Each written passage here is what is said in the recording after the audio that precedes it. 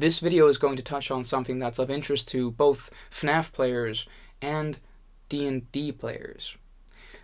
An odd mix, I know, but stick with me to the end and you'll get a prize. If you're a D&D player, it's probably a lot more interesting than if you're a FNaF player. But if you're a FNaF player, it's still interesting. It's still interesting, I swear. It came to me as I was floating around in space, as I often do, thinking about the next epic D&D adventure that I could run. Now, obviously, while thinking about D&D things, I am also listening to just nothing but FNaF lore. And that's when the two collided. Because it hit me. The Shadow Animatronics. They're dark, they're gloomy, they're mysterious. So, essentially, they're every newbie's rogue character. When I realized that, I thought to myself, I should look for some FNaF things to put in my next D&D game. Because I think that that would be amazing. I mean, there was a video that popped out recently that was literally just D&D characters went to survive FNaF. It was a really cool video. Absolutely recommended for anyone that's a fan of both. But in my search, that was actually kind of a problem. See, when people are adding Five Nights at Freddy's to Dungeons and Dragons, they kind of just grab their D&D characters and then put them in a FNaF pizzeria. Or they go like, you guys are in a dark dungeon as the torches all whoosh, go out. You hear a faint music box. I would like to turn on my lantern to see what's in front of me. As you light your lantern, and the light scatters on the object in front of you, you see... Like, it's just, what if you met Mr. Frederick Fisbjörn in a dungeon? That's not what I want, right? What I want is very simple. Create a species you can play as that's heavily inspired and pretty much translated from the world of Five Nights at Freddy's. Does that make sense? So, go boot up that old DeviantArt account and find your FNaF OCs from 2015. Because we're about to give them new life. If they're Shadow Animatronics. If they're not Shadow Animatronics, you're going to have to adapt them. I'm so sorry. Before adapting the Shadows to D&D, we should probably find out what the Shadows are and how they work in their home turf first. Okay? So, let's get to it. If you're questioning the Minecraft here, it's ambiance, okay? It's ambiance. The Shadows first appeared in FNaF 2 as extremely rare finds. In the parts and services camera, you could occasionally see Shadow Freddy. Shadow Freddy is a dark, vaguely purple, golden Freddy with gleaming white eye. I swear I'm haunted by things. I swear there's always a constant presence. Oh yeah, right, there's a ghost in this room. I forgot, there's genuinely a ghost in this room, okay. Gleaming white eyes and Colgate white teeth, which also glow. Or they're bright, right? Our second dude, oh, I'm so sorry. Our second guy is, that was me trying to pronounce RXQW, but all at once. Now this character takes the form of Toy Bonnie. Again, dark, not purple, but instead a pure velvet black. And he also has the white eyes, Colgate smile. So, what do these dark figments of shadow do to you? It does that, right? It makes the game crash. Here is the thing. Unlike the first game, where Golden Freddy, who crashed your game, a secret similar to this, he would jump scare you, scream at you, go Rawr! And then crash your game, right? These guys don't do that. You see him and it crashes your game. They don't jump scare you, which I think is a clue to the fact that they're not a malicious beast. But of course, then there is In FNaF 3, these two characters actually take on a center role. They're not Easter eggs, they're actually key characters. Which is really cool, and I don't know why, but I just feel like that's just not mentioned enough. Like, they're just like, they're straight in. They're awesome. They are awesome. I love the Shadow Animatronics. They're cool. But with a new game, they of course look a little different. For example, Shadow Freddy doesn't glow. He's still the dark purple figure, right? His eyes and teeth don't glow. Stop brushing his teeth or whatever. While RXQ also got an update. Although if he appears in person, he's just like a little figure, which makes me think, might not be him, might just be. But when he appears as his more central character in the lore, kind of gross, sticky velvet. I don't know, I'm looking at him and I think to myself, I don't want to touch you, bro. But the way they actually behave in the story is that they're both positive characters. Now, I know. What do you mean? Shadow Freddy led the children to be dismantled, brutally axe-murdered, again, in their robotic forms. This dude is working for William. Well, we're not working, but helping William attack the children in his act of vengeance or tying up loose ends. And to that I say, sure, but if he wouldn't have freed them, would they be able to make William go ghost and then get himself shaggied into the Springlock suit? I don't think so. So it's kind of an important process. Also in this book, I know this one's a little dated if I remember correctly, but in this book they do say straight up, specifically on page 81, they, referring to the Shadow Freddy and Shadow Bonnie, help the children. In the night end minigames, Shadow Freddy tries to lead you to the killer who's hiding out in the safe room. Why would people even think Shadow Freddy's evil? Okay, yeah, no, okay, I can see how that's the case for it.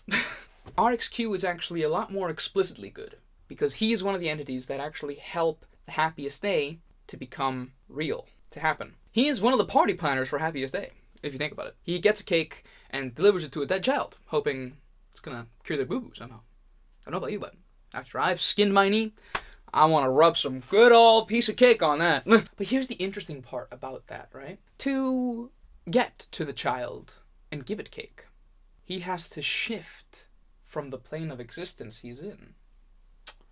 Very good note for D&D things. Very good note. I must write this down. The duo's next appearance is, of course, FNaF World. But if we put on our theory hat for a second...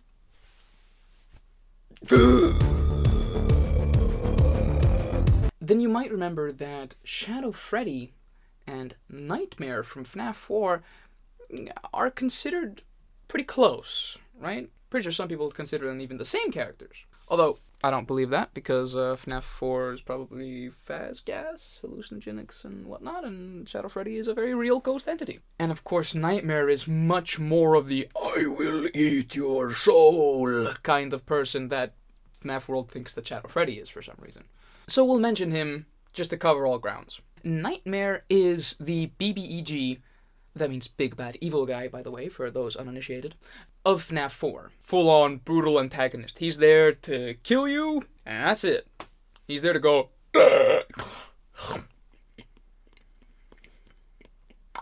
delicious frontal cortex. His behavior is therefore far more aggressive than we've seen in the Shadow Animatronics as of yet in previous games at that point. His appearance is shadowy, translucent skin, suggesting he might be a Shadow Animatronic. Red, gleaming eyes, something that differs from the Shadow Animatronic's normalcy. And, of course, two mouths. He's got that one that goes like that, and then he's got... You've seen it. You know what I mean. But also his teeth are metallic, so he doesn't really fit the mold perfectly for a Shadow Animatronic, but he is literally made up of shadow, so maybe. Speaking of FNaF World, Nightmare himself in that game does have an attack called Toxic Bite. Another worthy addition to my notes. While the actual Shadow Freddy is a serial gambler, he literally says, "Look at that guy," and then there's like a 50-50 chance that he just dies. Epic abilities, right?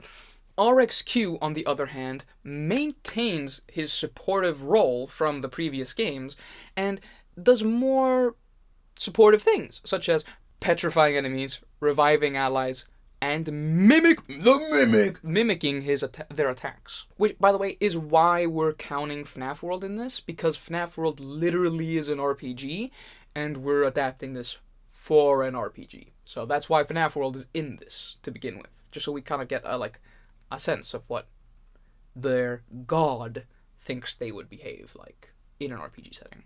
Now, there is one more thing that we should mention before moving on. That is special delivery. The reason that we're gonna have to cover special delivery is just to understand Remnant as far as the games are concerned. In special delivery, there is a boss battle against RxQ. Kinda weird, considering he's such a supportive guy. So in lore generally, Remnant is kind of the scientific explanation of why things get possessed. The remnant of life, kind of. In the books, it's kind of a liquid metal thing. It's a substance, basically. In the books, in the novels, it's a substance. However, in special delivery, they are depicted as bright, glowing orbs. Kind of like how traditionally souls are depicted. Now, there are two types of remnant in special delivery. You have the white or RGB range of remnant. This is positive remnant. It's either white for being pure remnant, or it's different colors for different, just game effects, right? Then there's dark remnant. In the fight with RxQ, this dark remnant surrounds you, and RxQ seemingly seems to be made up out of it, because he pretty much just bleeds it all over the place. This dark remnant is very likely the game's version of agony. Agony can become a byproduct of harvesting remnant. Agony is produced by the person that ceases, but under the pretense that their ending is full of suffering. Physical, mental, whatever. If they suffered agonizingly pre-death, then post-death they will produce agony along with their remnant. So they still produce remnant. Remnant is their soul, but their agony is their experience of the event, really. It's just like, it's a trapped version of the emotion. It's not actually a life force. That being the case, that means that Shadow Freddy and RxQ, assuming they are agony creatures, are entirely made up out of this byproduct. Meaning they're not actually ghosts of a past spirit. More likely a culmination of various different souls' byproduct. Meaning they're essentially possessed by the actions of the past. They're not people, they're creatures. Although, creatures are people too, depending on the context. Now, I think that's enough jibber-jabber on what the Shadow Animatronics actually are. I think we all get it.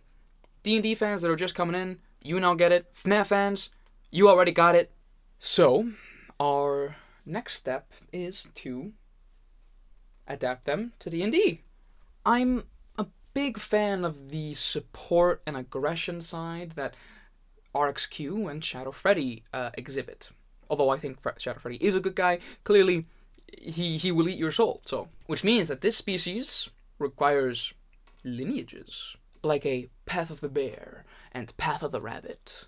I know that sounds like a subclass thing, but I really like that name. I think that name fucking rocks, so I'm gonna go with it. This species being the Remnant guys, there is actually a class of characters that I don't want to leave out. I do want to include in a third lineage. That being the children. The children might not be shadow entities, but they are also remnant-based, and there's no real family of animatronics or family of characters that they really belong in, or can be locked in together, besides the shadows. Now, they're not shadow entities explicitly, but I just think they kind of fit in this category, and I think a character that is a ghost that requires this kind of happiest day to be free could be very interesting, especially for an NPC. You could make an entire quest line where I should travel through different planes of existence to collect various knickknacks from their past, or party favors even, and gather it up and actually free them through it. And it could just be a very interesting way, because through each visit to the plains you could tell a different story of how the events went down. And I'm getting carried away. I see I'm getting carried away now. We should make them first, then we can think of examples. Before I give you the full pitch, we're gonna have to name these guys. Obviously you could just go with shadows because that's what they are, but I feel like that's just But the name I want for them, the name I think they should have, is Skukgar. Skukgar is Icelandic for shadows. The thing is, the Icelandic language is naturally fantastical, so we're gonna go with that. So also not too hard of a word to pronounce. I don't think. Skukgar. Of course, you could say it fast. You could say Skukgar. You can say it slow. You can say Skukgar. Okay. Now it's time for the part that I'm really not looking forward to. But the thing is, I get to go full evil. Full evil? No, full dungeon master. Okay, hold up. Yes. Okay. Excellent. I have my DM screen.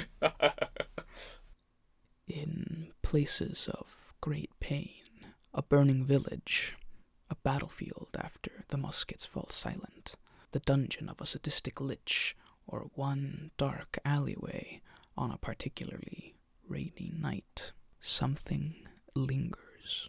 In their final moments, the emotions of those who were lost are potent, so potent that it clings to the material plane. Once enough emotions hold on and merge together, they manifest. A silhouette appears, pure shadow and a slightly hazy form with milky eyes and white teeth, wandering its birthplace, shaped by the sorrow that lingers there. Will they forward its only known truth to those around it, prevent others from suffering as it has, or search for the path forward and beyond the visage it was forced into? Their absence of a life force allows them to fill that void by anchoring themselves to the life force of others, allowing Skukgar to guard their anchors by shouldering their pain. Certain Skukgar are more vengeful than others, with ruthless aggression and exploding in raw agony. Other Skukgar are more in the vein of tragic heroes, picking up the mistakes of the unlucky allies and splitting themselves between here and the Shadowfell to gain the advantage and save others. Some Skukgar, however, grow slowly over the time of years gathered from the agony of the forgotten. Instead of being seen as pure silhouettes, they appear as pale, undefined figures, ambiguous victims strained of all color. They are many, become one. No one mourns them. No one remembers them. And so, they have an easier time going around, unnoticed. The common folk that see Skukgar in the wild look at them with fear, while those who know their origins, with pity. But these walking emotions are not theirs wandering the plains alone and without purpose. They are born from the fault of others, and so will always have someone to fight or forgive.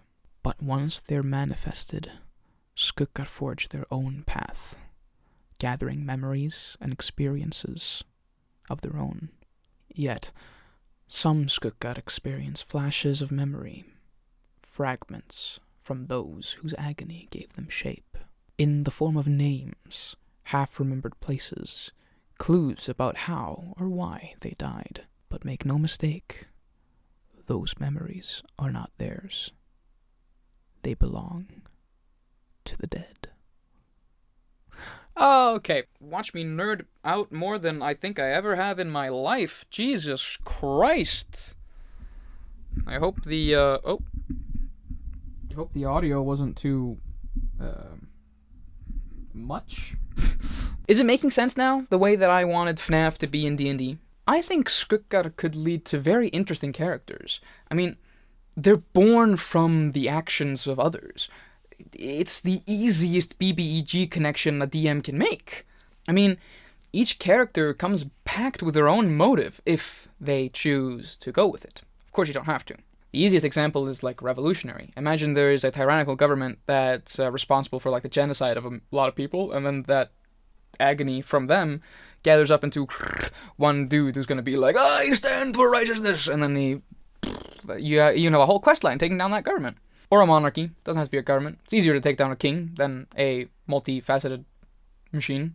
This ride or die aesthetic that they have works excellent for NPCs, because the DM's like, shit, what do I make this NPC for? Well, okay, so he's an agony guy, because there was like this yacht guy. There was this millionaire who drove his yacht into a village and it killed the villagers. Oh, easy. Okay, so this guy hates boats. This guy hates boats. He hates rich people. If one of the players is a noble, he's gonna be like classist against them or whatever. Like, it's helpful species. Helpful species. And of course, edgy rogues, rejoice! There is a new guy in town. He takes way more edginess than the drow. Where did this voice come from? I mean, imagine this. If you play as the Shadow Animatronic, you can actually have a mysterious past you can't talk about to your party. Because you might not know what it is. Let's just shoot just a quick fire examples on a few characters that you could make with this, right? Number one, obviously, the revolutionary we were talking about earlier, right? Number two, imagine a Skukgar born at sea, right? There was a huge battle, naval battle that led to hundreds of people dying, ships sinking. He was born on a floating plank of wood out in the middle of the ocean. Then a ship flies by and he goes in as a stowaway. And then when the ship gets attacked by raiders, they dramatically reveal themselves and assist the party against the raiders, saving them and earning their place alongside the crew, becoming a swashbuckling Skukgar, right? Then even later down the campaign, you can find out that the crew you're a part of and the crew that died to make you exist, they were actually like buddy-buddy. So you can have like some kind of father figure in the other crew because they were actually the father of one of the previous crew that died and brought you to... The point is, there's a lot of stuff you can do with that, right? Some people might say, what about the child lineage? It's a little out of the blue, right? What about this, right? What about this, right? Okay, feel this, feel. By witness, right? String of serial killings in one location. I wonder where I'm getting that idea from. The agony formed the child lineage, right? Now imagine the party goes to that location, meets this child lineage character, who was all the victims, now formed into one entity, but not as abstract as the other guys. The child has kind of subconscious preferences and, that come from the victims. And through that information, the party finds out who the murderer was. Whether it be because it leads to the target's home, where they can ask questions, or whatever, right? It somehow leads to the murderer. They capture him, lock him, shock him and lock him, probably rob him, throw him down a ditch. A lot of things happen in D&D, man. That child lineage character then joins the party for the rest of their adventures. I mean, if you can pull that off in one session, even two, that's a very good way to introduce a new player to the party, wouldn't you say? Stuff's awesome, right? Well, now you just have to listen to what I said, try and figure out what that means in a gameplay perspective, write out your own stat block. I mean, you can go to the description, there's a stat block only for $19.90. I mean, it's for free. It's for free. There is a stat block for free that you get to keep and you can use. And no worries, if there's something in the stat block you don't like, guess what? You can change a few things. It's a homebrewing after all. You can just tweak as you want. The stat block, by the way, is the prize that I mentioned at the beginning, because you can take that home. You can even print it out and hang it up on your wall. It's probably more for the D&D sector that watches this, but if you're a FNaF fan and haven't played D&D yet, you can maybe use this for your first character. Although, speak with your DM about it first, because not every DM is a homebrewer. If you spring it on them right before the game starts, they're gonna hate you forever. Okay, maybe not forever, but they're gonna really dislike you if you do it that way. So just remember to talk about it with your DM. If you know what kind of character you would want to make with Skukgar, comment it down below. We would love to hear your ideas. We freaking love character workshops here. Let's talk about your OCs. Talk about your OCs. I'm fucking down to hear. I love hearing about OCs. I love drawing OCs. That's all I do, man. Draw my own characters. I struggle. Draw somebody else's character. Ah, man, I got this. Thank you for watching. I do have 2 other scripts for 2 other animatronic families. One of them being the toys, and the other being I'm not gonna spoil. But the thing is that it is actually pretty difficult to get these off the ground. I originally did this with just the voice, and then I was going to animate everything. And you can see the runtime of the video, and you can see how that's not a good idea, right? That's why I restructured the script, and I'm recording it now, because I'm hoping that I can put less work on me that way, and then maybe get it out at a reasonable time. If you want me to actually go through with the 2 other scripts, like, comment, subscribe, tell me you want it. Otherwise I don't know. But yeah, hopefully I cut down a lot of my ramblings. I've been recording for an hour and 20 minutes, so I hope this video is not longer than half an hour. But yeah, thank you for dropping by, and toodles. Deedles. Oh my god, wow. Those are all my D&D characters right there, but up at the wall. Cool. Goober, MX7, White Rabbit, Max Hunter, Sid the Dick, Ethan Chase, Rudolph Pierce Gallo, and Dr. Quinn. What's this fucking... Oh, Labrat Quinn. Labrat Quinn. That was his name. Good guy. That's not true, he was a terrible guy. Absolutely, I think Rudolph accidentally nuked the city. Crazy shit, what happened to D&D? Oh, the battery's at 8%.